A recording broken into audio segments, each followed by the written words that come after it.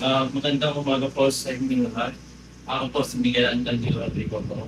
Hindi, tayo pala sa private farm po kami sa Paging Garcia, Batangas. Known as the cattle trading capital ng Diliman, Batangas. And today, we're lucky to interview the farm owner to give us the opportunity of being, aside from being a businessman, loving husband and father din siya.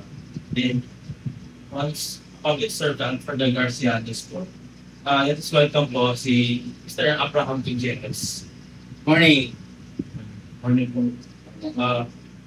Before mo tayo magtanong ng questions, pwede ko magbigay ng ano pong international background niyo mo, profession, at yung mga achievements niyo. Okay. Actually, ang pamilya namin sa Jackpot Farmer at kami magsasaka. Ang tatay ko ay sugarcane farmer dito sa Batangas. Pero ako, tinapos ko ay civil engineering sa Papua. And then, nag-practice ako for a while ng construction. Pero parang hindi ko na passion ko. Dahil dito ng passion ko, pumunta ulit ako sa agriculture. Katulad na nasabi ng pamilya ng mga namin sa agriculture. Pumunta ulit ako doon. Actually, nag-umpisa ulit ako sa sugarcane. And then eventually, nalaman ko yung pagtatanim ng mais. Ano po? Through TA, nagturo nila ako pagtanim ng mais. Ang mais na ito yung pang-feed mill. Grain, tinatawag nila yellow corn. At isa sa merkado ng mais, bukod dun sa ginagawang feeds, ay ang silage, corn silage, natawag na corn silage. Kung saan yung puno ng mais, kasama ang bunga niya, at a younger stage, 75 days after planting, ikakat mo rin kasama yung puno, kasama yung bunga, cut-chop, tapos i-ensign or bubuuin, ferment, peppermint, after 21 days, ito yung pinakapagaling na pakain sa baka. So, and then, ito ang corn silage nito, may napapagbentahan kami. Isang malaking dairy farm dito sa Batangas, pag-aari ng pang-retired workers, PCDI, ACES, kaya ACES yung itawag sa kanila. Doon kami nagsusupply ng corn silage. Okay, and then yung makita ko naman na sobra-sobra naman yung naitan ko mais kaysa dun sa kaya kong dalhin o kayang tanggapin o pinagdadalhan namin ng corn, pumunta naman ako sa livestock. So ngayon meron tayong umpisa pa lang to, start pa lang ng cattle fattening. So meron tayo dito 12 heads ng cattle. Plano natin na palakihin pa. Depende sa magiging sitwasyon ng ating pag-uumpisa ito. Pa rin, nasa stage ko ulit kami ng bagong pag-aaral. So, along the way, naalalaman namin kung ano yung mga lapses, kaya kulang. Pero target namin na mas malaki pa yung part. How much capital and investment are needed to enter the livestock business? Sa livestock, doon mismo sa herd, sa animal, ang ideal dito kasi nasa cattle fattening tayo. So, ang dapat mong mabiling cattle ay yung siguro mga 2.5 years ang age niya, ranging 300 to 350 kilos or 400, 400 kilos. Umaabot dito ng more or less 70 to 80,000 ang isang animal. So, plus housing mo, pwede namang housing, depende sa'yo, pwede namang kahit lumang gero, kawayan, pwede na. Pero sa tingin ko yung medyo maayos-ayos na, nakikita niya yung mga makikita sa yung housing natin. More or less siguro mga 15,000 per head na housing. Plus, dapat may stock na pagkain. Number one na problema sa pag-aalaga ng livestock. Yung iba, bibili ka agad ng livestock. Tapos wala pa silang kahandaan, wala silang readiness sa pagkain. And pagdating ng panahon, lalo na during summer or sobrang ulan, hindi sila makapangumpay o hindi makakuha ng gather mga ordinary grasses, wala silang pagkain. At doon nagpe-fail ng livestock industry. So dapat handa ka dyan, plus yung forage yun. Yung corn silage, ang tawag dyan forage. Ang ruminant, tulad ng baka, kalabaw, kambing, tupa, at tawag yan ruminants. Hindi po pwedeng katulad ng baboy na pakain mo, puro feeds. Commercial feeds na bibili natin, hindi dapat. Dapat meron siyang forage. At more or less 80% na kinakain niya ay forage. Yun nga yung corn silage or ordinary grass, plus 20% na yun ng mga feeds or grains. So dapat may handa ka ng forage, may handa ka din ng grain. Yun yung magandang kombinasyon. And is there a demand of your cattle products in various industries, whether in butchery or in hospitality? Okay. Sa ngayon, ang Pilipinas, yun pa yung problema natin. Ang Pilipino mahilig sa sabaw, goto, bulalo, nilagang baka. Hindi katulad sa ibang bansa na yung choice cuts, kung saan, di ba, bibili tayo ng steak, isang slab, magkano? 1,500, 1,000 minimum, ganun. Dito sa atin, puro nilaga.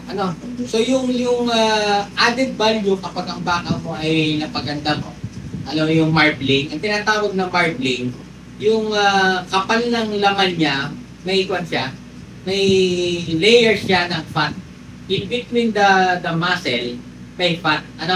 At yun yung tinatawag na marbling. At yun sumasarap ang steak. Kaya pag iniluto mo, masabi yung mantika niya, yung taba niya, din yun nagpapasarap, nagiging tender yung meat. Kaya kung nilaga lang, pare-pares lang yan. Baka, pag nilaga, pare-pares lang. So, wala yung added value. So, wala pa tayo sa stage doon na may added value kapag napaganda mo yung marbling ng baka. So, hopefully naman, dumadami na naman yan ng mga restaurants, chef, sana mapatronize din nila kung yung locally available dito sa Athena, naman na napaganda yung frame. Parang magkaroon ng premium price. Nagagawa tayo ng premium quality ng meat. So, fattening, pero yung price, hindi premium. So, yun pa yung dapat natin mabalanse sa ngayon. How do you raise, cultivate, and transport your cattle? Does it depend on their breed or their market demand? Sa ngayon, swerte namin na taga Paddy Garcia. Kasi kagaya nga ng introduction mo. Paddy Garcia is the largest cattle trade, pinakamalaking pamilihan. Largest cattle trading center sa buong Pilipinas. Kaya nga nabansagan nito, cattle trading capital ng Pilipinas. So yung pagbili namin, ang lapit lang namin. Pwedeng hilahin mo lang yung baka na, di ba? O isakay sa mga tricycle lang na may gulungan. Ang lapit, mura yung transportation. Pag bibenta naman, kung ibebenta mo siya as live din, may namimili din naman ng live, pwede sila na yung pumikap dito. Kung pupunta ka naman, ikaw naman magpapaslaughter, may mga truck naman readily available naman yung mga trucks dito sa vicinity. Dahil ito nga yung business at karamihan ng tao dito. Madali kaming gumawa ng mga hauler. Kung inimit mo naman, may slaughter din naman kami dito, depende lang kung after may slaughter, may pagdatanan ka pa. So sa ngayon, it's either live mo benta, minsan hindi pa fully fatted, may nagka-undergo pa another layer pa rin ang fattening, mas mapalaki. Kaya yun yung naging advantage sa pag-ibig. Thank you. What are environmental benefits and challenges of raising cattle in the Philippines? And how do you manage and adapt to these challenges? Speaking of environment, alam mo itong baka, isa sa questionable sa usapin ng environment. Kung inalagaan mo ito sa pasture land, ang magiging problema lang dito ay yung birth niya. Yung birth niya at saka yung dumi niya, may methane.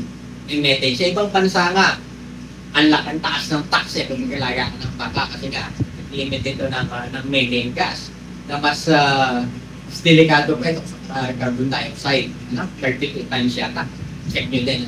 32 times mas delikado ang ini-emit ito. So ngayon, sa usapin nga ng environment, parang hindi ko masabi na friendly. Pero balansehin din naman natin yung pagkain kasi food production tayo. Okay, yun yung sinasabi ko sa grazing. Less pa yun. Pero kami dito sa area, wala namang malalapat na area. Ang nangyayari, magtatanim kami ng corn, gagamit kami ng traktora, so may consumption ng diesel. Ito, problema na naman. May emission na naman ng carbon monoxide. dioxide. Tapos, ikakat namin, manual, pipit namin sa chopper, diesel pet na naman. Tapos, yung pag-grow namin ng corn, gumagamit kami ng synthetic fertilizer. So, diesel-based na naman yan. So, yun yung mga challenges. Paano natin babalansin ito? Food production versus yung sa environment naman ang pangangalaga natin. Aminado ako sa bagay na yon, guilty. Guilty as charged. So, sa pinaka-environment. Pero sa part naman namin, ginagawa namin maliit pang pamamaraan. Yung dumi ng baka, binabalik naman namin sa taniman. Para at least mabawasan naman yung gagamitin namin synthetic fertilizer. Yun ang isa. Tapos, isa pa ginagawa din namin, gino-convert naman namin ito into vermiculture, vermicast. Yung worms, kung narinig ko yung red worms, pakakain yung dumi ng baka, tapos yung dumi ng baka, dumi ng baka na pakakain ng worms, yung dumi ng worm, yun ang number 1 na organic fertilizer. Okay, so yun yung mga maliliit na pamamaraan na nagagawa namin. Pero katulad nga na sabi ko, medyo hindi ko masabi. Malaki kaming contributor na nakakasira ng kalikasan doon kahit sa mga sistema. Dagdag pa natin, pag nagtanim ulit kami ng corn, di maiwasan, nag-insecticide kami. Tapos nagtanim kami ng corn, di naman namin kaya manual weeding, gumagamit kami ng herbicide. Another factor na naman ito, mga problema sa environment. So yun, pero isa naman ginagawa namin, bukod nga sa corn, nag-incorporating kami sa pagkain namin ng napier. Yung napier naman, yung grass, may native napier, may pak chong, galing yata Thailand to, mas mataas ang yield. Tinatanim din namin to, hindi to katulad naman ng corn na palagi na yung lupa ay gagamitan mo ng tatlo. Once kang magtanim, pwede mo siyang makarbisan na hanggang span of 3 years tuloy-tuloy. Hindi katulad ng corn na pagkaka-harvest mo, traktora ka na naman, landrock ka na naman, diesel na naman. So yun itong napier, pinagbabalansin namin yung pakain. Thank you. Lastly, what are the social and environmental benefits of raising cattle? Does it have a cultural significance in your province? Okay. Sa pwedeng na itulong nito sa environment, di ba meron tayong mga barangay na nagtatabas pa ng grass, tinatabas ng grass, kahit sa mga bahay nila, pag mamawer ka, mamawer mo, ginamitan mo ng fuel, tapos yung grass, nakabuntun din lang. What if yung kinat mong grass, pinakain mo sa livestock? Kung may livestock ka. Yung barangay, nagtatabas sila, Ken and Brenda, bakit yung tinabas nilang damo, pababayaan din lang, isa susunugin pa. Kinusunugin mo yan, ipakain mo sa livestock. So na, at least yung ginamit na, yung carbon footprint, na ginamit yung sa pagkakat ng grass, nagamit mo naman sa food production. Hindi ko masabi na ito ay totally nakatulong sa kalikasan, but yung carbon footprint ang kapag-chop, paglinis ng damo, at least nagamit mo papunta ng food production. Cultural practices ng Padre Garcia, talagang ng Padre Garcia, siguro sabihin natin mga 30 to 40% ay ng Padre Garcia involved sa livestock. So, kagaya na nabanggit ko kanina, target nga namin nung ako nasa opisina pa, target namin sana kahit maaari, kada pamilya may at least isang baka. Kasi makakapulong ito sa dagdag na hanap buhay ng mga taga dito sa atin. Ma-maximize din yung pagiging natin dito yung merkado, yung market ng live animal. At kung mapapansin din natin, madami na din dito sa Padre Garcia nag-emerge na mga restaurant na kanilang lalo, goto, tapos kung ano-ano na related sa mga industriya ng livestock ng baka. So hopefully, mas mapalawig ito, kapag kanina binanggit ko, kami nagpo-farm silage, another business ito. Kapag madami na yung nag-alaga ng baka, nationwide, actually dapat nationwide kasi nga food production. Ang Padre Garcia ay hindi lang sana makikilala bilang livestock trading capital. Trading. So, hindi kami yung nag-trade. Hindi kami yung, siguro may mga ilan-ilan na nagpapaten. Pero hindi dito nagagaling yung trader. Dito trading lang. So, sana mangyari, nandito yung trading, nandito yung breeding, nandito yung fattening, at dagdag pa natin, nandito din yung source ng pagkain ng mga livestock nito. So, yun sana ang mga pagdating natin. Before ko po i-involve, ano pong word of advice at ano pong long-term plan niyo po sa industry ko? Okay. Word of advice, yung mga kabataan na katulad nyo, sana maging involved pa din sa farming. Farming naman is hindi naman palaging ito yung nasa buhay din. Agriculture. Agriculture hindi palaging nasa buhay. Pwedeng nasa trading ka ng equipment, agricultural equipment. Pwede kang nasa finance. Pwede kang nasa marketing. And kayo, napakahilig nyo dito. Yung technology. E-commerce. Dagdag natin yung e-commerce. Kanina yung pinagig ko dun sa premium price, premium market. Diyan kayo magagaling eh. So sana, ma-involve kayo dito sa mga nabanggit kong ito. Lalo maganda, pati nga dun sa farm mismo, involve kayo. Kasi para mas makita niyo yung kabuuan, from start to finish, bago natin kainin to. Yung meat na to, sana nakita niyo paano isa. Yung kakainin ng baka, yung pag-aalaga, yung waste, ano ba dumating sa plato natin, sana ma-involve din kayo doon, at inaasahan ko na yung mga magulang, mga farmer na katulad ko, huwag na mag-discourage sa mga anak. Kasi kadalasan sinasabi ng mga magulang, anak, mag-aral kang mabuti. Ayaw kong magaya sa akin na napakahirap ng aking anak buhay sa farming. Ang nangyayari, nagiging dating ko sa mga farmer, sa mga bata. Kaaba-aba pala. Napakahirap ng farming. So hindi ko gugustuhin na maging farmer ako someday. At yan ang nagiging problema ng Pilipinas. Nakikita niyo sa data, ang average age ng farmer ay 55. Siyempre yung 55, ilang taon na lang para kakayanin ng lakas ng 55 years old ng farming. So dapat, ibalik uli natin, magkaroon din na uli ng hilig. Yan, sana natin ng technology. Ang dami na naman technology ngayon. Nakikita natin sa internet. Robot na yung nag-weed, nagtatanim, nag-harvest. Gamitan natin ang teknolohiya para umaluan yung farming. At hindi po pwede. Pwedeng mawala ang internet, pwedeng mawala ang lahat, pero hindi pwedeng mawala ang pagkain sa tao. So dapat, mas na-encourage pa natin ang mas marami pang kabataan na ma-involve sa agriculture, sa farming. Thank you. Salamat po sa interview po. Grateful po kami.